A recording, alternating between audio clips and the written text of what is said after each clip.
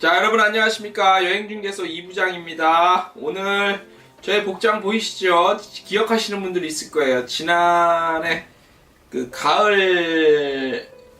겨울인가? 예, 그때 이탈리아 미식 특집 1탄을 했었어요. 그죠? 그러니까 제가 언젠가 가끔 스파 형태로 2탄, 미식 여행 관련 2탄을 한다고 예고를 해드렸는데, 이제서야 한 해가 지나고, 예, 이제서야 하게 됐네요.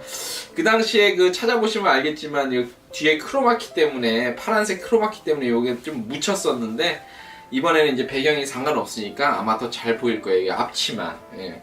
이탈리아 테이스트라고 써있는 앞치마. 이탈리아를 나타내고 있죠. 그래서 이탈리아 미식 특집을 오늘 두 번째로 좀 가볼 겁니다. 이탈리아 미식 특집을 할 때 저희가 첫 번째, 그때 뭘 했냐면, 이제 이탈리아의 음식 관련한 것들이 뭐 이렇게 유명하다. 음식 축제. 미식 축제. 음식의 해였거든요. 2018년이. 그래서 작년에 미식 축제들에 대해서 좀 재미없었을 거예요. 미식 축제 그런데 두 번째로 이제 그때 올리브 얘기를 잠깐 해드렸어요. 이탈리아의 올리브가 유명하다는 거. 그 다음에 저희가 그 당시에 얘기할 때 이제 다음 편에는 저희가 젤라또 아이스크림이랑 이제 마테라의 빵 같은 거 이런 거 맛볼 수 있는 피자 이런 거 맛볼 수 있는 이탈리아의 주요 지역 소개를 해드린다고 예고를 해드렸기 때문에 저는 항상 기억하고 이렇게 하려고 오늘 또 이렇게 찾아왔습니다. 그때 소개해드린 것처럼 요 이탈리아 미식에 관련된 책자를 저희가 바탕으로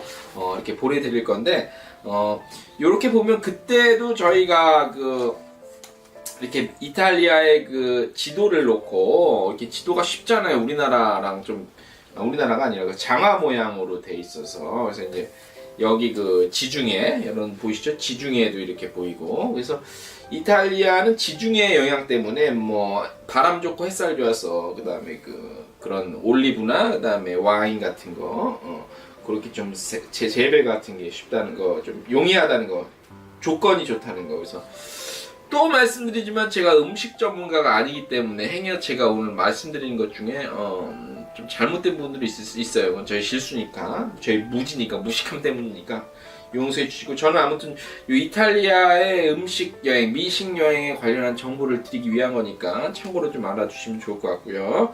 자, 그래서 오늘은 저번에 제가 예고를 해드린 것처럼 오늘 이탈리아 미식 여행 2탄으로 한 3개 정도 카테고리 뽑아서 들려드리도록 하겠습니다. 자, 잠시만요. 여행을 떠나는 이유는 달라도 선택은 하나. 우수여행 상품. 안전하고 행복한 여행을 위한 선택. 우수여행 상품과 함께하세요. 자, 이탈리아 미식 여행 특집. 자, 오늘은 먼저 첫 번째로 빵 얘기해 볼게요. 빵. 이탈리아의 빵. 마테라의 빵. 마테라라는 빵이 있어요. 이탈리아에 마테라. 자, 마테라라는 곳이 어디에 요거 있냐면, 요 빵은 이제 지역부터 말씀드릴게요. 이탈리아. 우리나라가 아니니까 헷갈리잖아요. 그래서 요렇게 이탈리아 지도가 이렇게 있잖아요. 이탈리아 지도가 있는데, 마테라라는 여기 이제 처음에 빵 소개해드린 마테라는 여기에요. 여기. 예, 여기.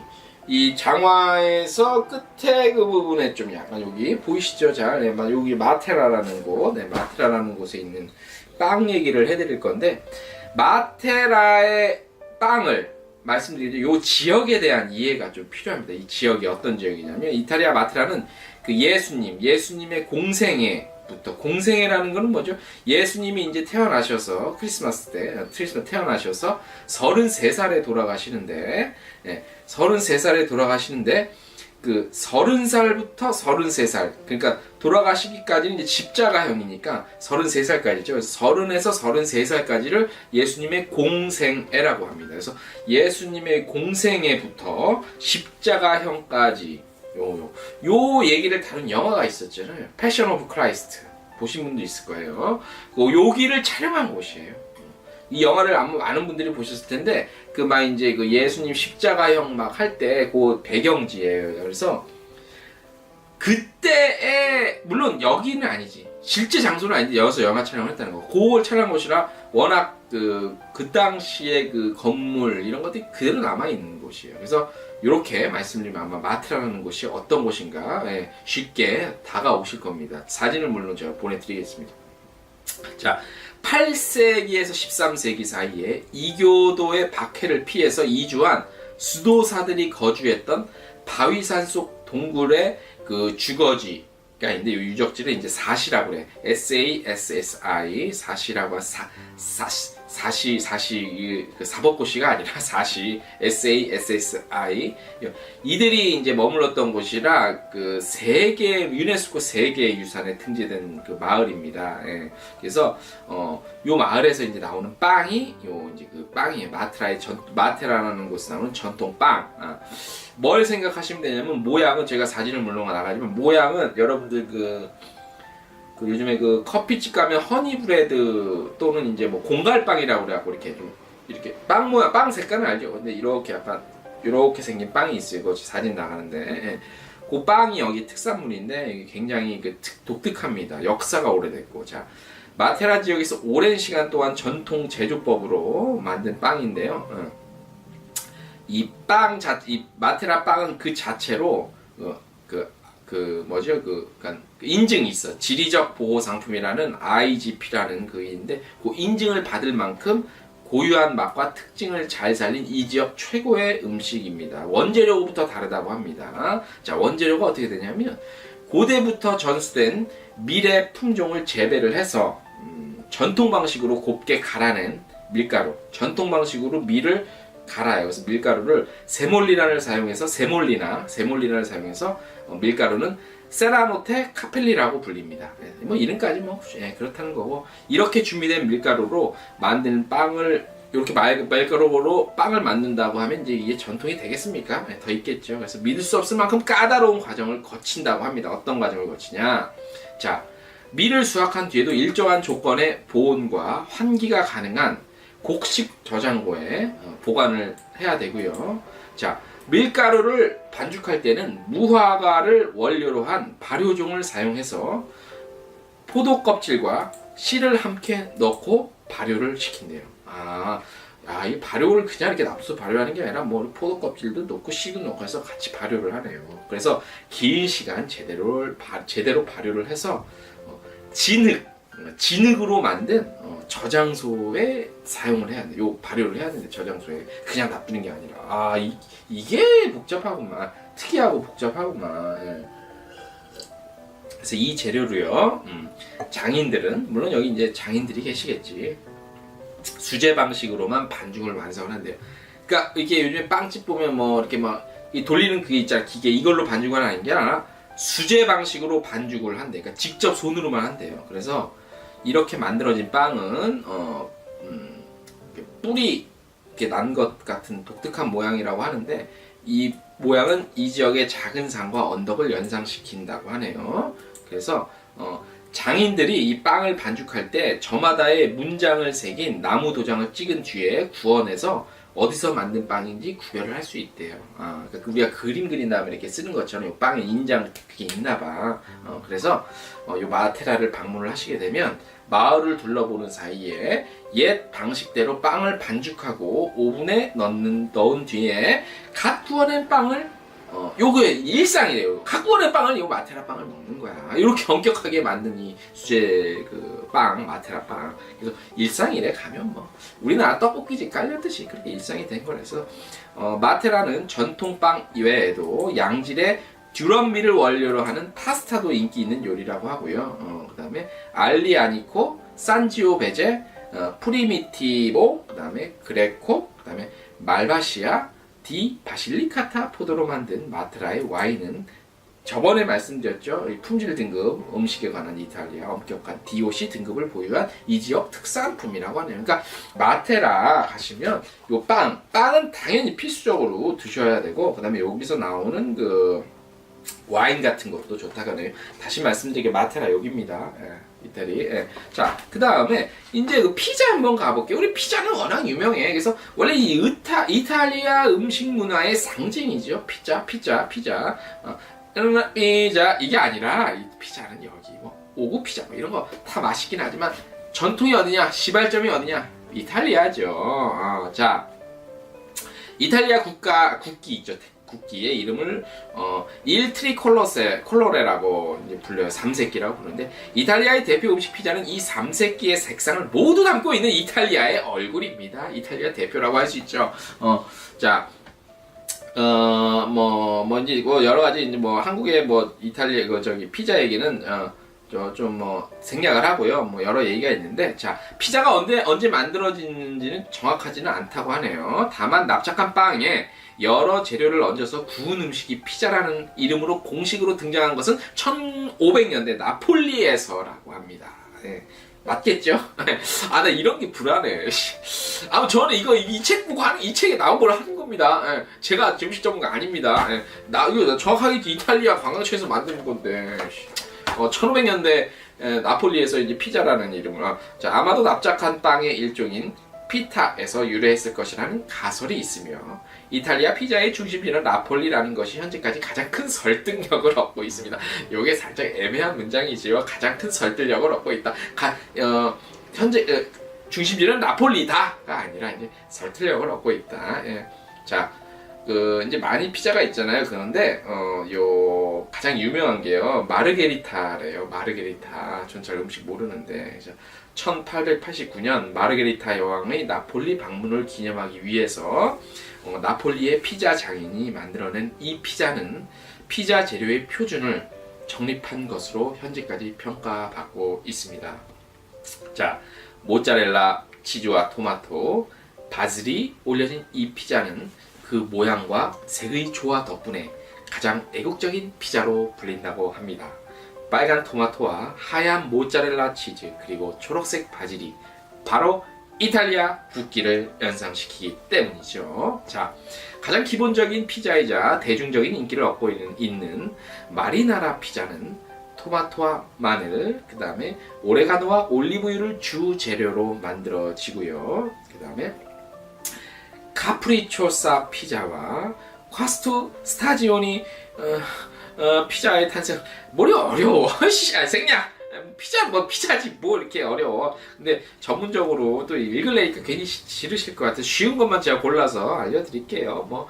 너무 좀 우리는 이거 음식 방송이 아니니까. 자, 이탈리아에서는 재료와 소스, 모양 등에 따라서 수백 가지 종류의 피자가 존재합니다. 물론 이탈리아에서 결코 허용되지 않는 레시피도 있다고 합니다. 요거는 좀 재밌겠다.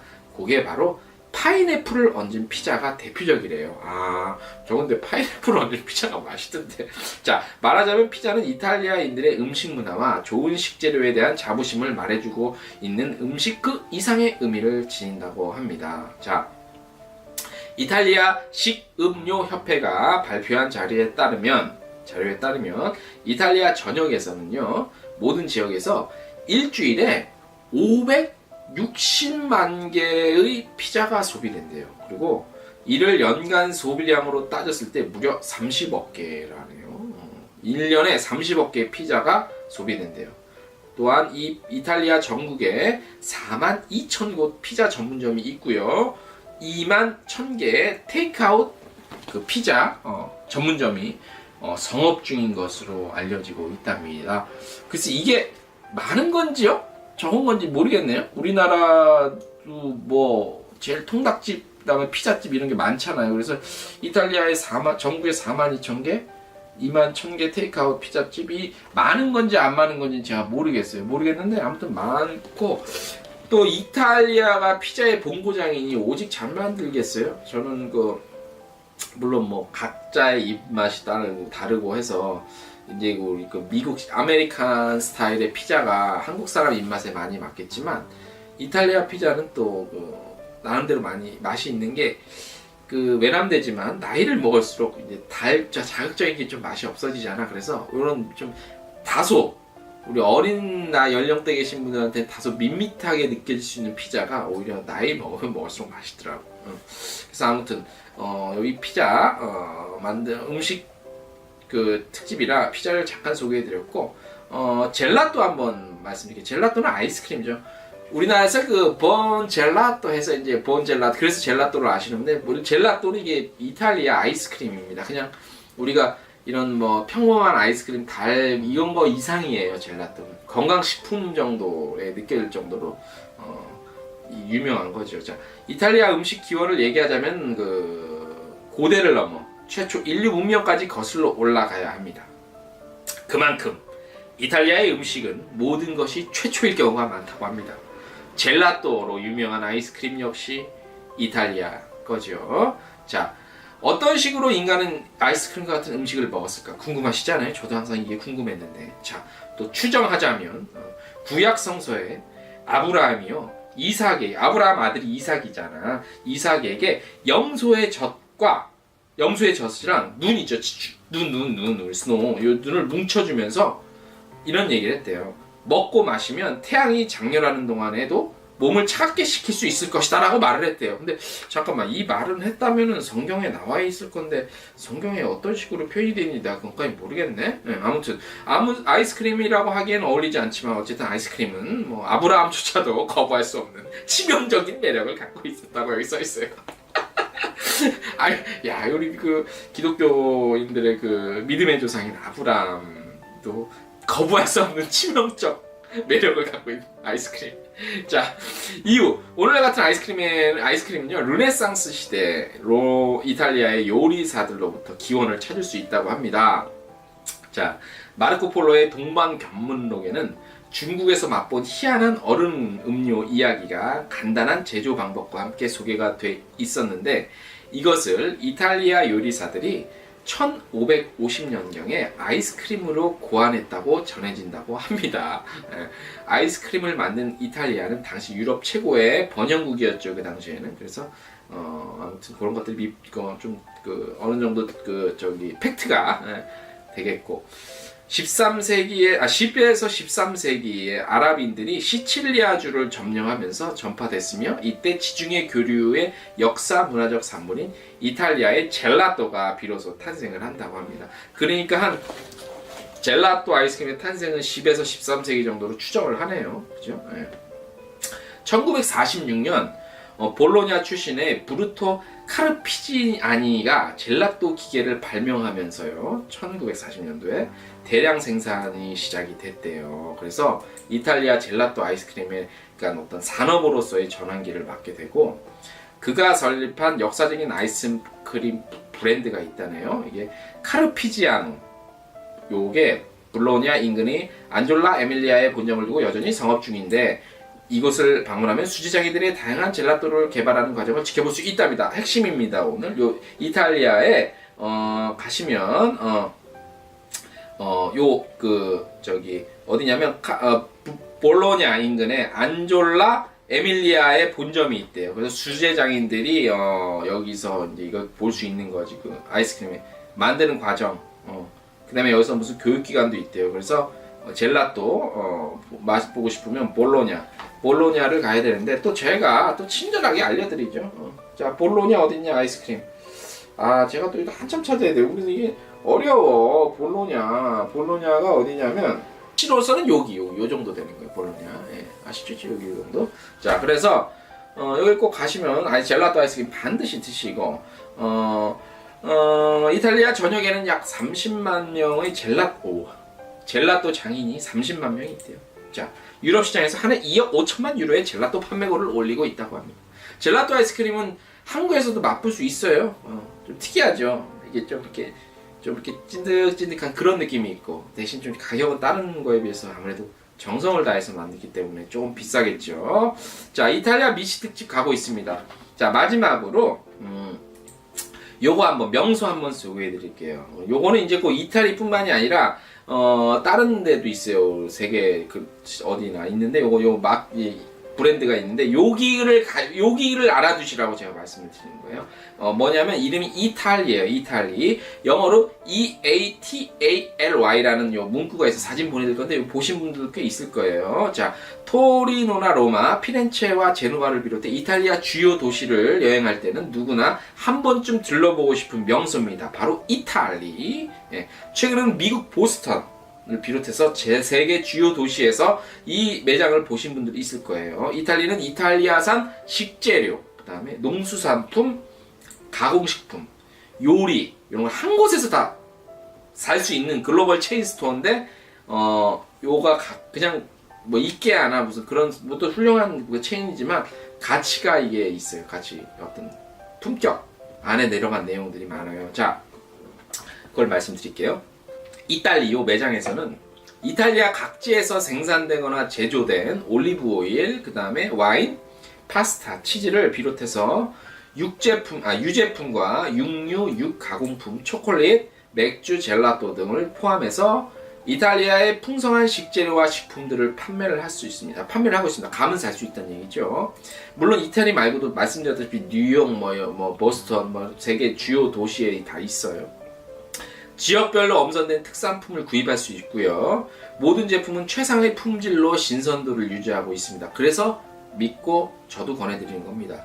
정통 이탈리안 요리를 맛볼 수 있고요. 쿠킹 클래스, 와인 테이스팅 클래스 등 이런 미식 문화, 이탈리아의 미식 문화를 경험할 수 있는 현장입니다. 예. 자, 이탈리 요 매장 구조는요.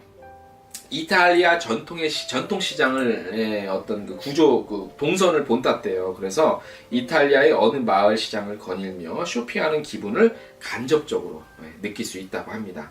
자, 최초의 이탈리 매장은요 2007년 토리노에 문을 열었고요. 현재 이탈리아 전역 13곳의 대형 매장과 함께 한국을 포함한 세계 주요 국가와 도시들에서 매장이 성황리에 운영되고 있다고 합니다. 한국에도 있었네? 저 몰랐네. 저 몰랐어요 정말. 한국에 있나 이게? 어디 있지? 나 몰랐네. 자, 그래서 이탈리는 단순히 이탈리아산 식료품과 가공식품을 구입하는 것이 아니라 이탈리안처럼 살아보기의 가치를 세계에 전파하고 있다는 점에서도 단순한 유통체인 이상의 의미를 지닌 공간으로 평가를 받고 있다고 합니다. 네, 이탈리아의 대표 홈페이지를 말씀드릴게요. www.eatally 요건데 이 홈페이지에서는 이탈리아의 철학과 역사, 그 다음에 이탈리아 내 주요 매장 위치, 그 다음에 공급 제품들의 정보를 확인할 수 있다고 합니다. 그래서 유럽 지역 내에 한 해 온라인 구매와 배송이 가능한 쇼핑몰도 홈페이지에서 이용할 수 있다고 합니다. 말씀드린 요 사이트 들어가시면 요 이탈리아 관련한 정보를 많이 볼 수 있네요. 이게 한국에 있었다는 사실을 저는 사실 몰랐습니다. 제가 있다면 홈페이지 확인하고 한번 찾아가 보고 싶네요. 자, 오늘 이탈리아 미식여행 특집으로 두 번째로 들려드렸습니다. 오래간만에 몇 달 만에 제가 약속한 걸 지켜드렸는데 도움이 되셨길 바라고, 이탈리아 관련한 그 미식 특집을 했는데 또 이탈리아 브랜드 이야기, 그 다음에 이탈리아의 어떤 캐피탈 컬처에 관련한 여행 관련한 얘기들이 또 이렇게 준비가 돼 있어요. 자료를 저희가 갖고 있으니까 이것도 저희가 간혹 가다가 이렇게 지역 안배 차원에서 유럽 쪽 할 때 이탈리아 또 특집을 마련해 드리도록 하겠습니다. 도움이 되셨길 바라고, 오늘 그 여행중개소는 이탈리아 특집으로 오래간만에 해봤습니다. 여행중개소는 팟캐스트, 팟빵, 유튜브, 카카오 TV에서 만나실 수 있습니다. 구독, 좋아요 부탁드려요. 여기까지 할게요. 안녕.